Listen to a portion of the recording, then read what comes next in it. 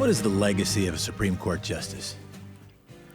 As we run up to a debate this evening, to elect the person who will have the appointing authority of a Supreme Court justice, and as we more and more can understand the importance of the presidency, not only for what the president does, but for the people that they tag that will be making decisions potentially for a generation or more.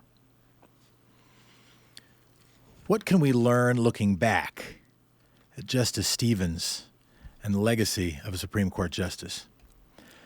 To join us to at least address that question a little bit is Matt Ford from the New Republic.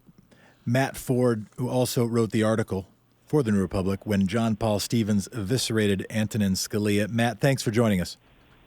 Thanks for having me. If you were going to pick a takeaway, you don't have to be limited to just one, but if you were going to have a takeaway from Justice Stevens' career that would help us better understand our country or just to appreciate his life, what would be that takeaway? I think you can see Justice Stevens as almost like a through line of 20th century American history. This was a man who witnessed Babe Ruth call his shot at Wrigley Field. He joined the Navy on December 6th, 1941, the day before Pearl Harbor. He served in the cryptanalysis unit that hunted down Admiral Yamamoto's plane. And then he returned on the GI Bill, got a legal education, became a lawyer, and then a judge, and then a Supreme Court justice, where he ruled on some of the most important cases the last 30 years. You really can't, there's a lot more to American history than just him, of course, but you can really trace this country's path through how he lived his life. It's interesting. I in some respects, couldn't agree more, but I see it, or at least I see a different piece of that elephant. Or I'll amplify what you said in this way.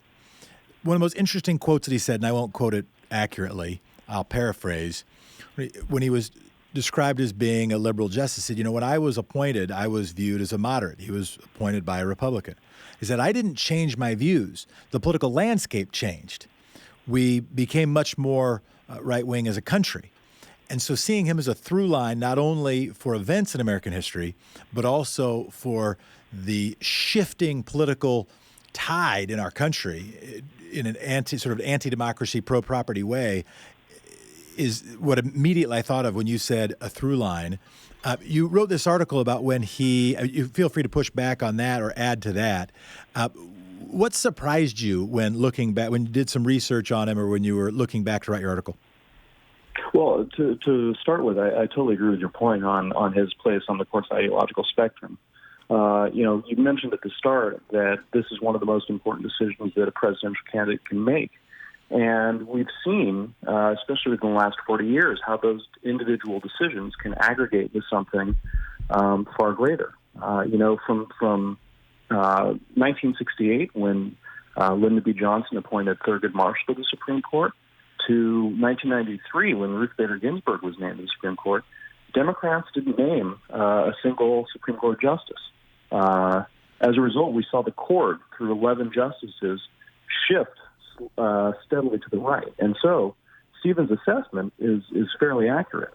And the big takeaway there is not only how far the country has shifted to the right, especially the court, which is in some ways outpaced the country in that rightward shift, but also how people can push back on that, how Democrats in the debate tonight can think about how they will leave their lasting legacy when it comes to the nation's highest court.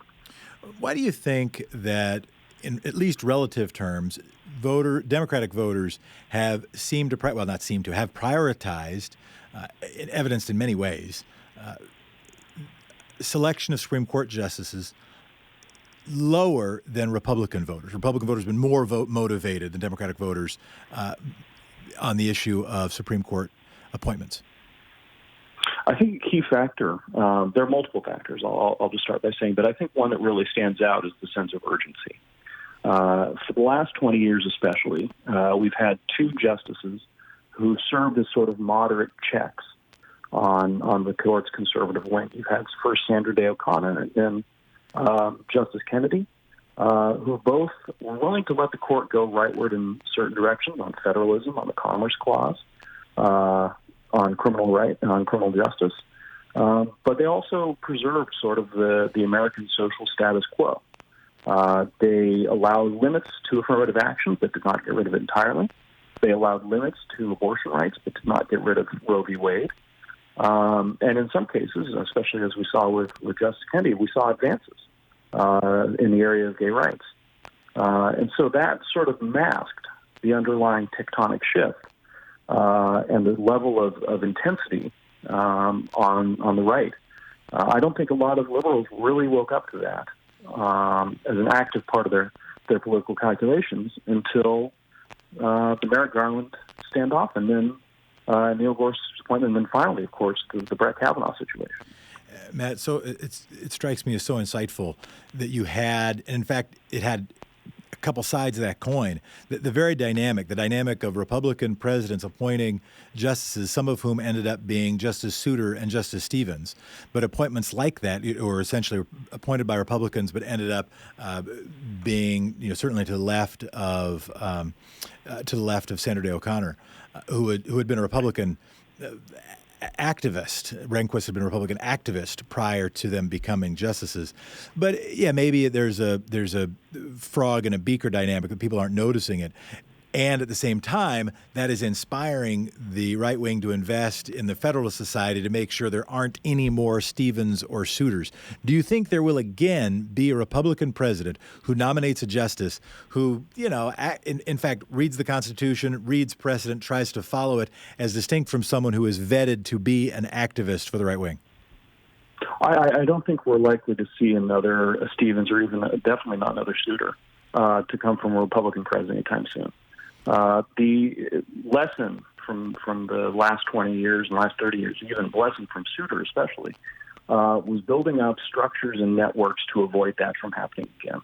Yeah. You've had a 40-year project to remake the courts in the conservative image. And when it comes to Supreme Court nominations especially, that's a zero-sum game. That's one reason why they fought tooth and nail to place Brett Kavanaugh on the court. That's one reason why they go so thoroughly through these nominees' backgrounds on their side. That's one reason why Trump was forced to hand over a list of his Supreme Court nominees before the conservative movement would really throw their weight behind him. They know that is one of the key vectors of American power, and they have a much better grasp of that, a much more built-up expectation of controlling that in their voters than Democrats do with their own base. So I think the stuff that you're covering is among the most important stuff that's happening in American democracy, and we're about to run out of time, but let me ask sort of a weird question. I used to think about movie sequels, and why'd they make a sequel to that? The sequel wasn't as good as the first one. I realized, they had to make a sequel because they knew that if they did, it'd make $100 million. And if your job is to make money making movies and you can do it and make $100 million, you are required to do it. I think about Mitch McConnell.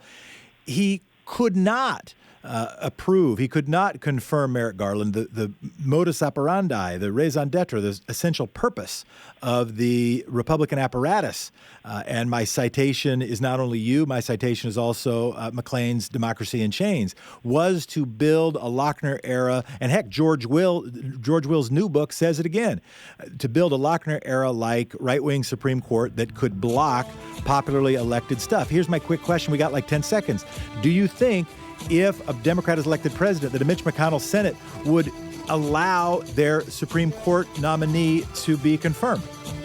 I can give you a 2-second answer. No. I don't think so either. And I think we've got to be prepared for that and understand the implications of a potentially 8-member Supreme Court or what we do about that. We're going to be right back.